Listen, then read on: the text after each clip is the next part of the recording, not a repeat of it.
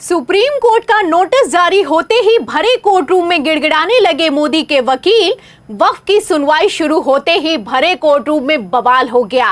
सूत्रों के हवाले से मिली जानकारी के मुताबिक आज वक्फ कानून सुप्रीम कोर्ट से जब कैंसिल होने की नौबत आई तो जस्टिस गवई के सामने सरकारी वकील तुषार मेहता की हालत खराब हो गई। एक तरफ नए चीफ जस्टिस ऑफ इंडिया ने कमान संभाली, दूसरी तरफ वरिष्ठ वकील कपिल सिब्बल की दलीलों ने सुप्रीम कोर्ट में गदर काट दी है। तो सुप्रीम कोर्ट में क्या हुआ, आपको सुप्रीम कोर्ट की लाइव वीडियो दिखाएंगे। वक्फ के मसले पर सुप्रीम कोर्ट ने क्या फैसला लिया और भड़कते हुए नोटिस जारी करते हुए क्या कहा, बयान भी सुनाएंगे।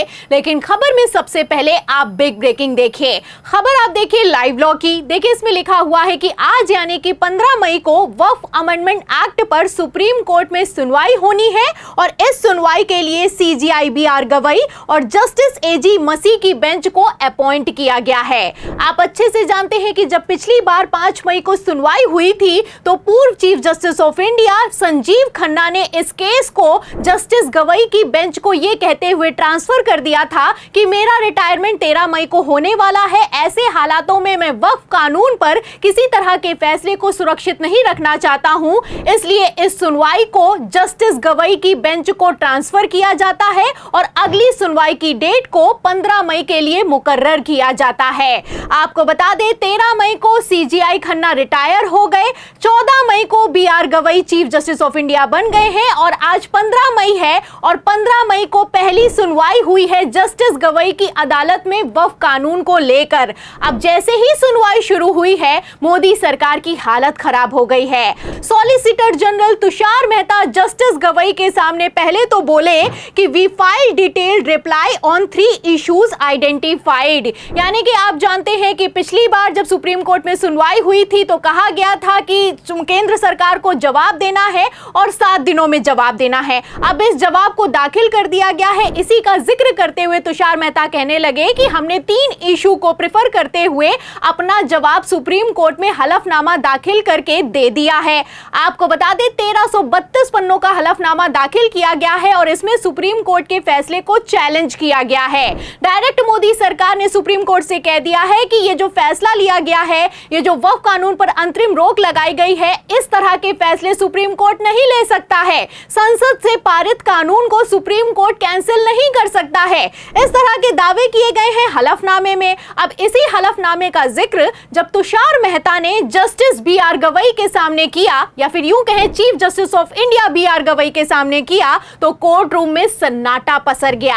आपको बता दें एक तरफ तुषार मेहता गिड़गिड़ाने को मजबूर है, वहीं दूसरी तरफ जस्टिस गवई ने बड़ा फैसला लिया है। तो जस्टिस गवई ने क्या फैसला लिया है और सुप्रीम कोर्ट ने आखिर क्यों केंद्र को नोटिस जारी कर दिया है, आपको बताएंगे। लेकिन खबर में सबसे पहले सुप्रीम कोर्ट में क्या हुआ, लाइव देखिए।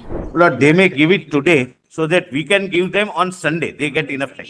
Civil is just handed over to. Time to cumulate. No, it is ready. Mr. Sibal has made it ready. You must trust Mr. Sibal's note. The note I I have to. That note we can hand it over to the learned solicitor. Yes, we will. We circulate, Malad. Okay, you make the note final by tomorrow evening. Make the note final by tomorrow evening and give it to the learned SG and let the learned SG give it by. Sunday evening. Or Monday evening. Saturday we'll be able to give, not tomorrow, Malad. Okay, Saturday, but then you will have only one day or The Saturday or Then Sunday, Monday morning, my lord. We can Monday evening. Monday evening you can give. Monday evening. See, that's fine. Very well, that's fine. We are not putting it on record, so but it is understood that by Saturday evening your note will go to Mr. Definitely. Yes, ma'am. And both the notes will come to us by Monday evening. तो आप देख सकते हैं तुषार मेहता फंस गए हैं और कितना बुरा फंस गए हैं, कितनी हालत खराब हो गई है। उनके बोलने से और उनके हकलाने से अंदाजा लगाया जा सकता है। साफ साफ कहना है कि किसी और दिन के लिए सुना जाए। इस पर कपिल सिब्बल कहते हैं कि इतना लंबा क्यों खींचना है। फिर तुषार मेहता कहते हैं कि अगले हफ्ते सुना जाए तो और भी अच्छा है। आप देख सकते हैं यहाँ पर तुषार मेहता ये कहते हुए नजर आते हैं कि मिलॉर्ड मुझ पर ट्रस्ट करिए, ये जो वक्फ कानून है इसको किसी भी स्थिति में हम लागू नहीं होने देंगे जब तक सुप्रीम कोर्ट में सुनवाई नहीं होगी। फिलहाल मैं आपको बता दूं कि जैसे ही तुषार मेहता ने ये कहा है, हड़कंप मच गया है, क्योंकि पहले भी मैं आपको बता दूं जब 7 दिनों की मोहलत मांगी गई थी तब पूर्व chief justice of India Sanjeev Khanna से भी वादा किया गया था कि जैसे की तैसी स्थिति को बरकरार रखा जाएगा, लेकिन ऐसा हो नहीं रहा है। आपको बता दें, सुप्रीम कोर्ट के आदेश के खिलाफ वक्फ कानून के तहत एक्शन लिया जा रहा है और एक्शन के तहत दरगाह को तहस नहस किया जा रहा है। खबर निकलकर सामने आई है कि उत्तर प्रदेश से लेकर उत्तराखंड तक मोदी सरकार की डबल इंजन की सरकार में बुलडोजर चल रहा है, आधी रात बुलडोजर चल रहा है और बिना नोटिस के बुलडोजर चल रहा है। अब इसी को लेकर सुप्रीम कोर्ट भड़का है और सुप्रीम कोर्ट ने उत्तराखंड सरकार से नोटिस जारी करते हुए जवाब तलब किया है। अब जवाब तो देते बन नहीं रहा है, ऐसे में मोदी के वकील की सुप्रीम कोर्ट में हालत खराब हो गई है। खबर भी मौजूद है, खबर आप देख सकते हैं। एबीपी की खबर में लिखा भी हुआ है कि वक्फ संशोधन एक्ट मामले पर सुनवाई टली, तुषार मेहता ने बोला यथा स्थिति को बरकरार रखेंगे। तो फिर से कहा गया है कि यथा स्थिति को बरकरार रखा जाएगा।